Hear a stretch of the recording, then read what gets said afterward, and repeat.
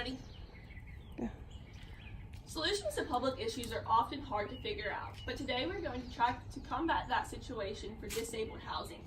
A lot of the individuals in America actually live on disabled housing. So they're being given SSDI and they're intensely waiting on a waiting list. So we're going to try to find solutions for these problems. Today we're going to examine two main issues and the solutions for these.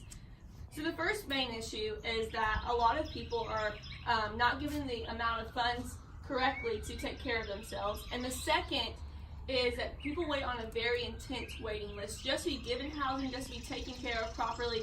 So today we're going to figure out what we can do to help these citizens be given what they need.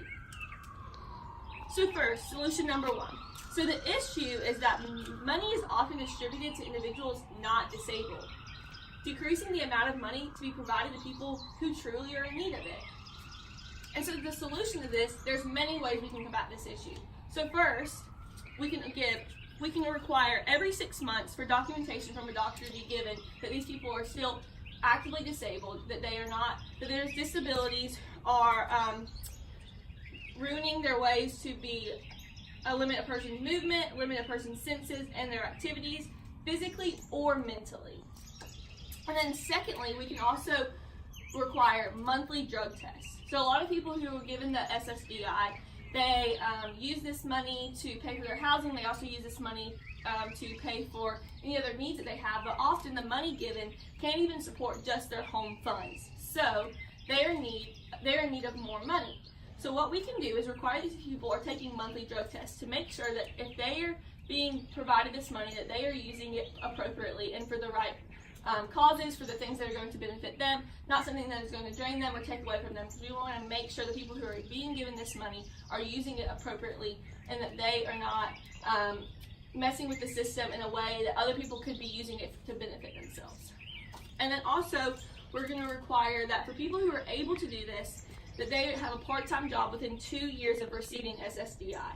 So a part-time job doesn't mean that they're going to have to go out and do extreme labor. It just means that they need to find something that kind of accommodates their needs, and also a job that won't require them to do too much or too little, and they can still be making an income, not just completely solely depending on the SSDI.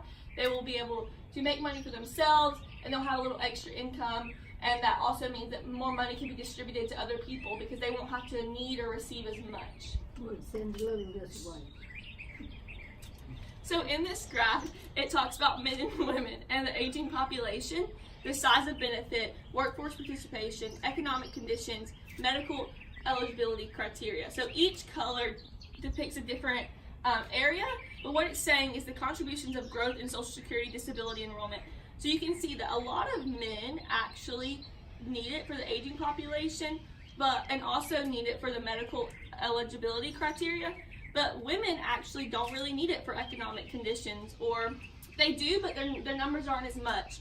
And so that's a really good thing because we can see where people are in more need, because women have this huge gap for workforce participation. You see, they're working more, they're participating, and they're even on the SSDI. We want to see those numbers rise for men. So that's why we're going to require it in for 2 years of SSDI.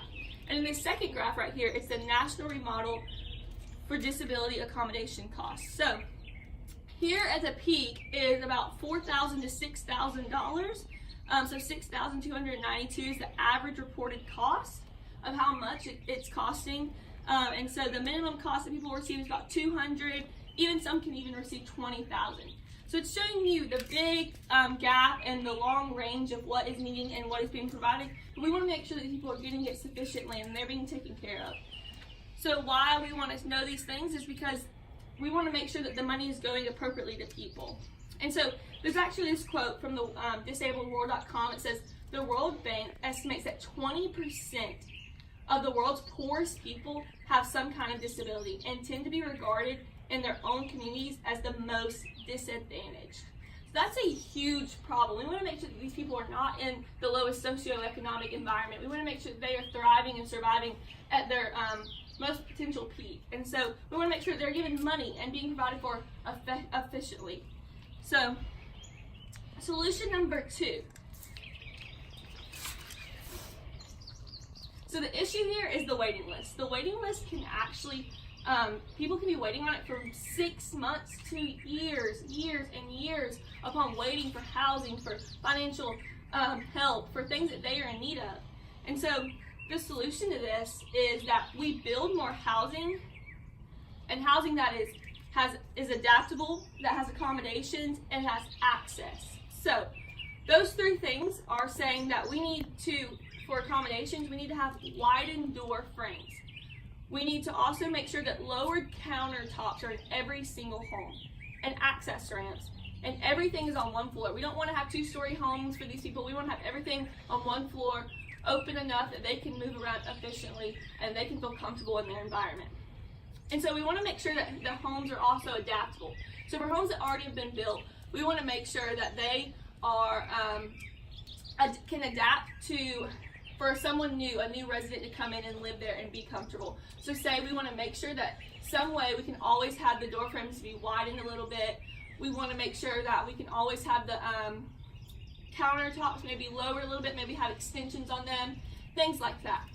We want to make sure that it's adaptable so that all the housing that's already been built is still beneficial, can still be used, is still important. And so also we want to make sure there's access. So access ramps are really important. Every single home needs to have an access ramp for the disabled. We want to make sure that we can use homes that weren't technically made for the disabled, that they can be made for the disabled, and for be able to put these things in timely and make sure that it is all accommodating appropriately. So money to pay for this will come from their taxpayers' money. The government needs to set aside funds specifically for this, and it's because we as individuals should be taking care of our own people, right? But also the government should be appropriately giving out this money so that we're not just using our money as taxpayers in a way that's not benefiting anyone. We want to make sure that this is appropriate. We want to make sure this is beneficial for everyone, the taxpayers, for the people receiving, for the community as a whole, so that every community in our nation will feel important, will feel provided for, and will know that we see them and we love them. So I just ask you all to know that the solutions are able to happen. We are able to do this as a community, and it's not going to be that difficult within us. Thank you.